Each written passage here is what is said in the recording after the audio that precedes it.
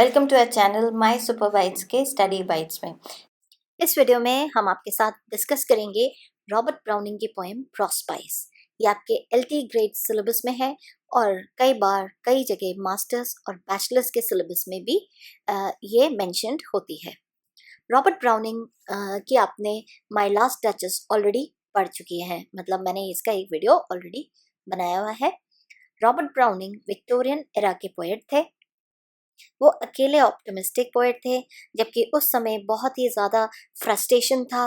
Poets बहुत ही मेलनकलस यानी कि पेसिमिस्टिक पोएम्स लिखते थे, क्योंकि वो एज चेंज हुई थी, साइंस आगे इंक्रीज बढ़ रही थी, इन्वेंशंस बढ़ रहे थे और जो रिलीजन है उस पर से विश्वास हटता जा रहा था, तो आदमी कंफ्यूज था।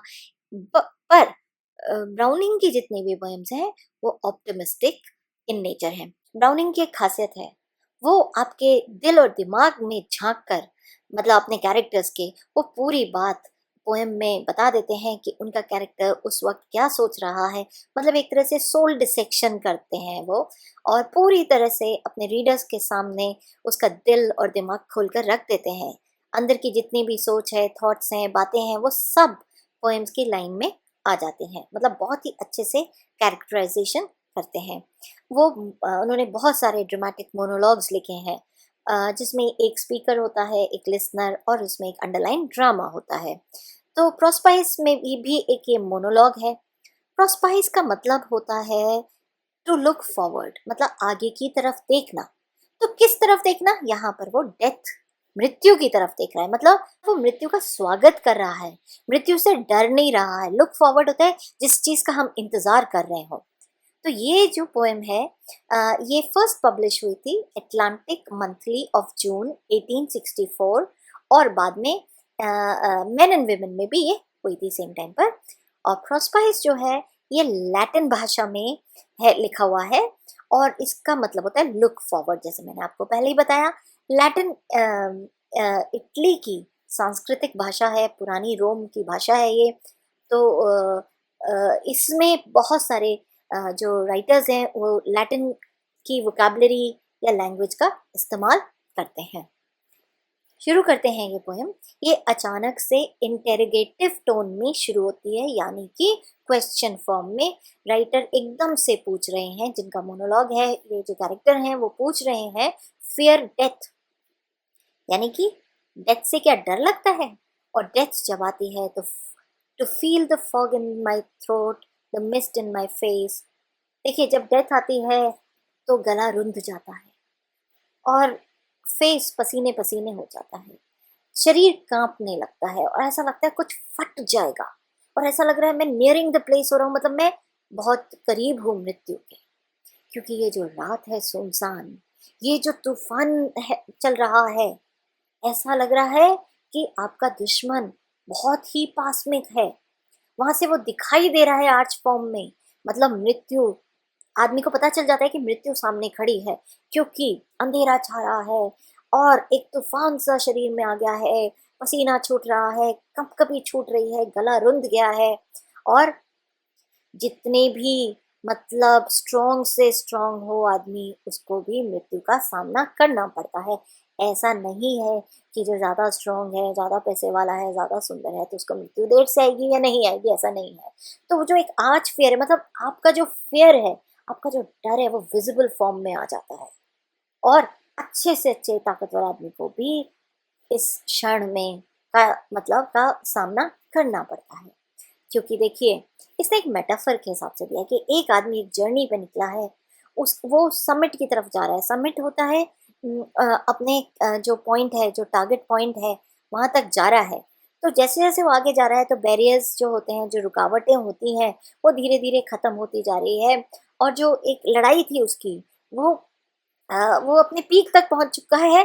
बस अब उसको रिवॉर्ड ही मिलने वाला है। मतलब जो देखिए, जिंदगी हम जी रहे हैं, हमारे जिंदगी में बहुत सारे स्ट्रगल्स होते हैं, और फिर भी हम निरंतर आगे चलते जाते हैं, जीते जाते हैं। कई काम हमारे निकलते जाते हैं, होते जाते हैं, हमारी जो कुछ रुकावटें हैं वो गिरती जाती हैं, और अंत में हमें क्या मिलता है? इसका रिवॉर्ड डेथ।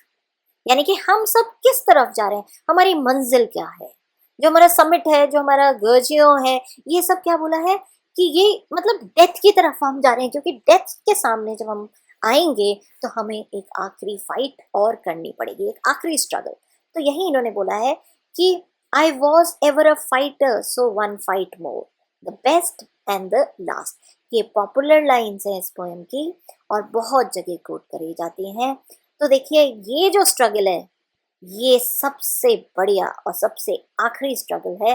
मालूम है इसमें हारना ही है, इसमें मृत्यु जीतेगी ही जीतेगी, पर फिर भी बहादुरी इसी में है कि इस क्षण को भी पूरी ताकत से लड़ा जाए, मतलब इसको भी फेस किया जाए। ऐसे नहीं कावर्ड्स की तरह, कायरों की तरह मर जाओ, खत्म कर दो अपनी जिंदगी को, नहीं। तो यही ब्राउनिंग ने यहाँ पर लिखा है।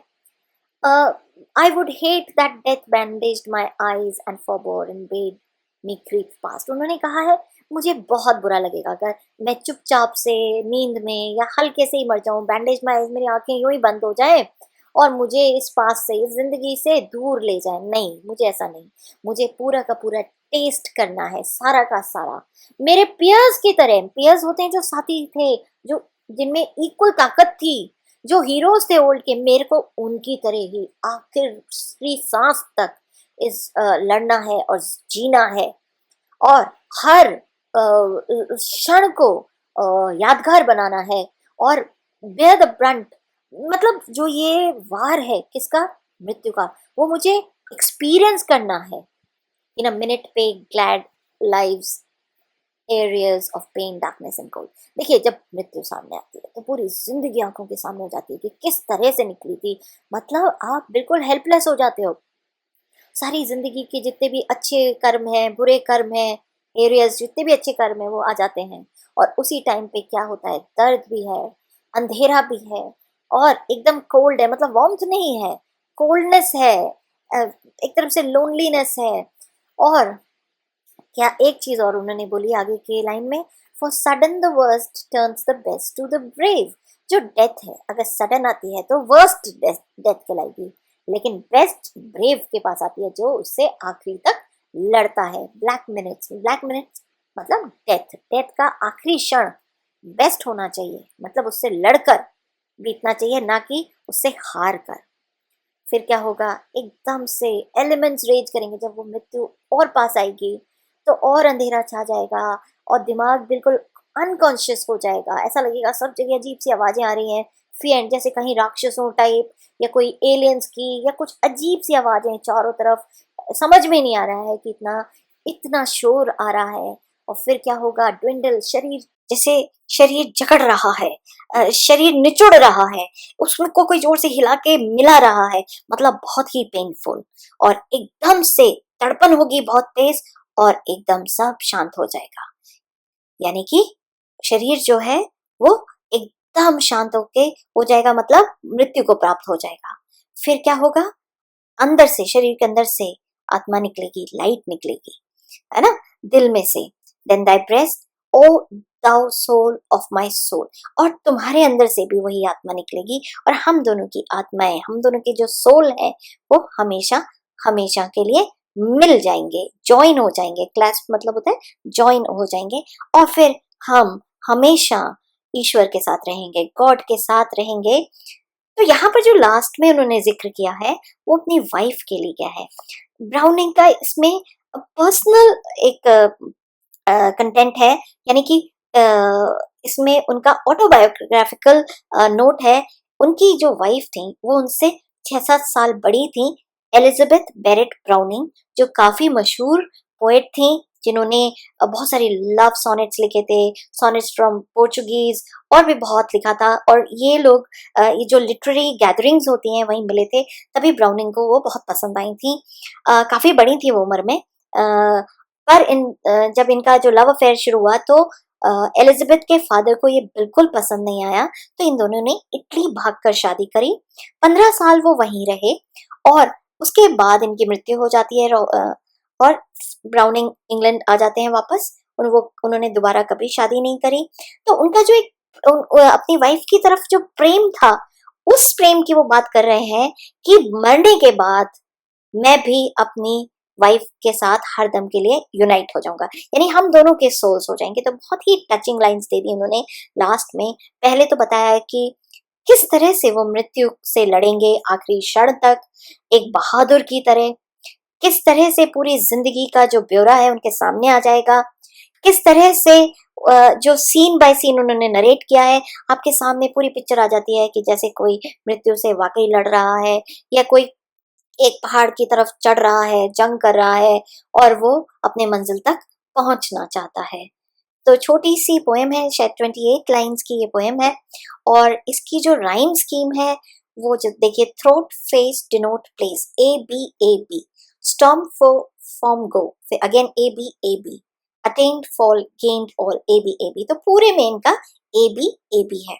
अब क्वेश्चंस की अगर बात करते हैं तो सबसे पहले ये पूछा जा सकता है कि प्रोस्पाइस का मतलब क्या है। तो आप बता सकते हो, to look forward to death. ये किस भाषा का वर्ड है? ये लैटिन भाषा का है। इसमें रॉबर्ट ब्राउनिंग ने क्या मतलब बात करी है? तो उन्होंने जो स्ट्रगल होता है लाइफ का डेथ के साथ में, जो आखिरी क्षण जब आता है, उस चीज का पूरी पिक्चर या पूरी इमेजरी प्रस्तुत करी है। इसी तरह से राइम स्कीम भी पूछी जा सकती है और इसका मॉरल भी पूछा जा सकता है। और इसमें ये लिखा है, बहुत अच्छी जो लाइंस मैंने बताई थी, कोटेबल जो प्रोवर्बियल लाइंस हैं कि I was ever a fighter so one fight more, the best and the last. यानी कि इसमें क्या बोला है कि एक बहादुर की तरह मतलब गिव अप नहीं करना है लाइफ को, डेथ को ऐसे ही नहीं आने देना है, पूरे हर क्षण को अच्छे से जीना है। और गॉड के साथ उन्होंने बताया मतलब कि मृत्यु के बाद में भी सुकून है, पीस है और मिलन है। तो ऑल दीज थिंग्स, ये सारी की सारी बातें उन्होंने छोटी सी पोएम में बड़ी खूबसूरती के साथ बताई हैं। आशा करते हैं आपको ये वीडियो अच्छे से समझ में आ गया होगा। तो लाइक करिए, शेयर करिए और बने रहिए इस चैनल के साथ। अपने फ्रेंड्स को बोलिए इसको सब्सक्राइब करने के लिए, और अच्छे से आप तैयारी करिए अपने एग्जाम्स की। Thank you.